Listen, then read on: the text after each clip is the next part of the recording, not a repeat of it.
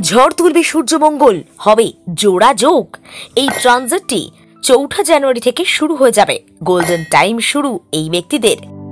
গ্রহের রাজা হিসেবে বিবেচিত সূর্য দেবতা ১৪ জানুয়ারি মকর রাশিতে প্রবেশ করবেন, যা মকর সংক্রান্তি নামে চিহ্নিত।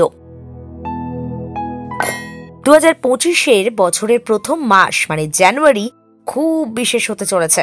এই মাসে ৪টি শক্তিশালী গ্রহ ট্রানজিট করবে, যার প্রভাব ১২ রাশির লোকেরাই অনুভব করবেন। আগেই জানিয়েছি, এই ট্রানজিট ৪ জানুয়ারি থেকে শুরু হবে, যখন গ্রহের রাজকুমার হিসেবে পরিচিত বুধ ধনু রাশিতে প্রবেশ করবে এবং বুধাদিত্য রাজযোগ তৈরি হবে। এরপরে গ্রহের রাজা হিসেবে বিবেচিত সূর্য ১৪ জানুয়ারি মকরে প্রবেশ করবে, যা মকর সংক্রান্তি।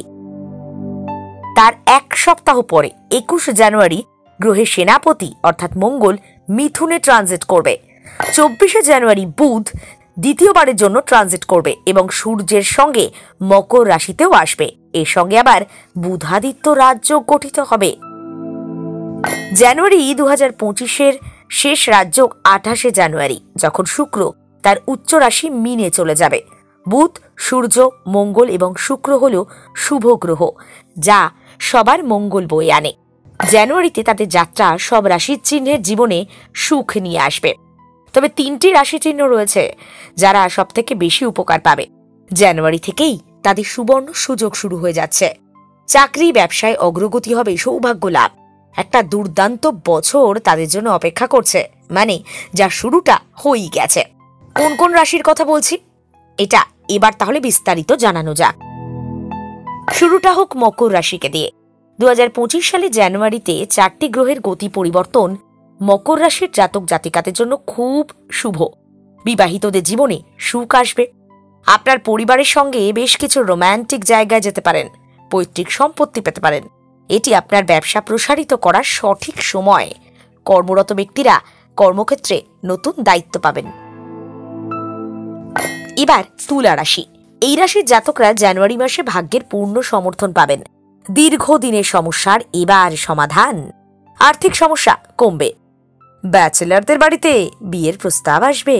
পুরনো বিনিয়োগ থেকে অপ্রত্যাশিত আর্থিক লাভ পাবেন। অমীমাংসিত কাজ এগিয়ে যেতে পারে। এবং সবশেষে বলি মেষ রাশির কথা। বছরের প্রথম মাসে ৪টি শক্তিশালী গ্রহের স্থানান্তর মেষ রাশির জাতক জাতিকাদের জন্য খুব ভাগ্যবান প্রমাণিত হতে চলেছে। জানুয়ারি থেকে আয়ের নতুন উৎস খুলবে, যা আপনাকে আর্থিকভাবে সমৃদ্ধশালী করবে। আপনি একটা নতুন প্রকল্পে অর্থ বিনিয়োগ করতে পারেন। আপনি পিএফ বা বীমার টাকাও পেতে পারেন। এখানে উল্লেখ করা গুরুত্বপূর্ণ যে সাঁঝবেলা ডিজিটাল কোনো ধরনের বিশ্বাস, জ্যোতিষ বা ধর্মীয় সম্পর্কিত কোনো সম্পাদক নিয়ন্ত্রিত তথ্য পরামর্শ প্রদান করে না। কোনো তথ্য বা অনুমান প্রয়োগ করার আগে অবশ্যই সংশ্লিষ্ট বিশেষজ্ঞের পরামর্শ নিয়ে নেবেন। দেখতে থাকুন সাঁঝবেলা ডিজিটাল। সফল হোক স্বপ্নের।